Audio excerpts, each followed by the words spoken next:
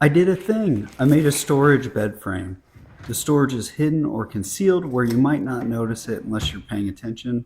This isn't a whole build video, but I'll quickly share the assembly, key design features, build details, and what I would do better if I were to build another one. From this video, you should be able to replicate it, build it better than me, and change it up a bit by making it your own too. The plan was clear in my head: storage drawers on the sides, then opening storage in the center for this king size. Specifically for me, the center is a good spot to store water skis in the winter. If you're cold, they're cold. Bring them in. Just kidding, but some of this equipment is expensive, so I want to take care of it. I wanted the open storage in the center and ended up deciding on a lift-up hinge at the end of the bed, which was a huge mistake and waste of time, although it looks pretty darn cool finished.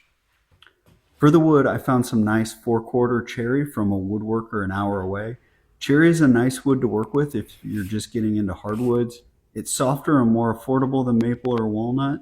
For the storage boxes, I chose 3/4 plywood and went with the UV pre-finished birch variety. Surprisingly, it was only 5 to 10 more per sheet at my box store. I hadn't worked with pre-finish before, but I really like it. Glue won't stick, so you have to design a little differently, but it saves significant time finishing and really a much better finish than you can achieve on your own in a basic workshop. For the construction, it is pretty basic. I built 2 boxes for each side, then a 5-inch tall rectangle underneath, somewhat like a toe kick, using just cherry on the exposed areas. I used my track saw to break down everything and all the long cuts. Even for the drawer box grooves, I used the track saw. I measured it out using a combination square and it cut them nicely. Margins are plus or minus a millimeter when using my 2-piece track.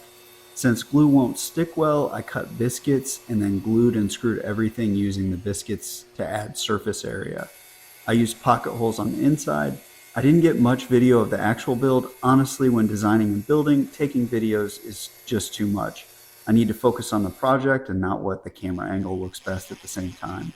I have what video makes sense to record without risking costly project errors. I left myself no extra cherry for this project, so pressure was on me not to screw something up. I cut the drawer faces out of one long board so you can see the wood grain continue. I really like this detail personally, even if most won't notice. It's no more work as long as you buy big enough wood and don't screw it up. Can you see the cherry edge banding behind all the drawer faces? No? Me neither. It probably wasn't worth my time then. I struggled with edge banding on this and made a quick video sharing my issues and how to do it better in the future as well. At the end of the day, if the drawer faces fit nicely, the edge banding behind it wasn't really needed. I used 2-sided tape to get the drawer faces on after installing some cheap Amazon slides. I'll leave a link on Amazon, but I would recommend ProMark drawer slides are better. This cheaper 2-sided tape was nice. I used 2 screws up high and 2 screws down low for the drawer boxes. This helped me make minor adjustments on the alignment after testing with the first 2 screws. I could loosen them up a bit and then set it where I want it with the bottom 2 screws and then retighten. This really helped me refine the drawer face fitment, which is important to the overall look of the build. Then I had to mock up the lift-up hinge. Since I bought the cheapest one on Amazon for $50, it went together in one shot and fit perfectly. No.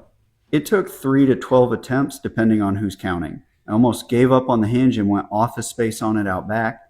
This thing is crooked in multiple directions and I had to make custom shims for each side mounting point. When I went to the final assembly, I was concerned it wouldn't fit well. It actually fits nice as long as you push it into the proper place.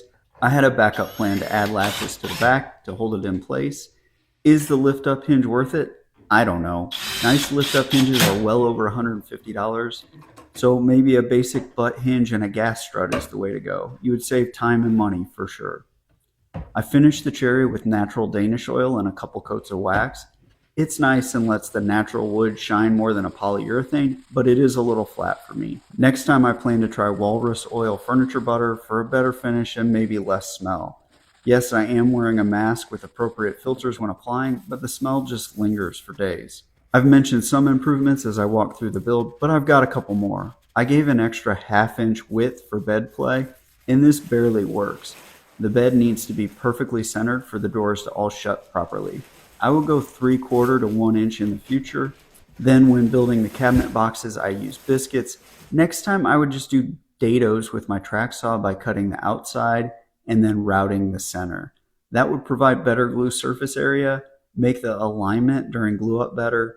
Biscuits are alright, but it was really hard to keep the biscuit cutter in the exact right spot on this slick pre-finished surface, and I had to sort the biscuits to find the right thickness. Yeah, the plan came together. I'm pleased with the build overall. I was concerned as I built it that the drawer faces wouldn't line up once assembled, but it all worked out quite well. The mock-up translated to the final assembly. This build stretched my ability with the drawer face alignment, lift up hinge alignment, and modifying my typical build plans for pre-finished plywood. I have some ideas for an artsy headboard, but that's going to have to wait because next up is building a Murphy bed for a spare room. Well, maybe after I upgrade my dust cyclone. Too many ideas, not enough time. Thanks for watching. Consider liking, subscribing, and checking out another video from the channel.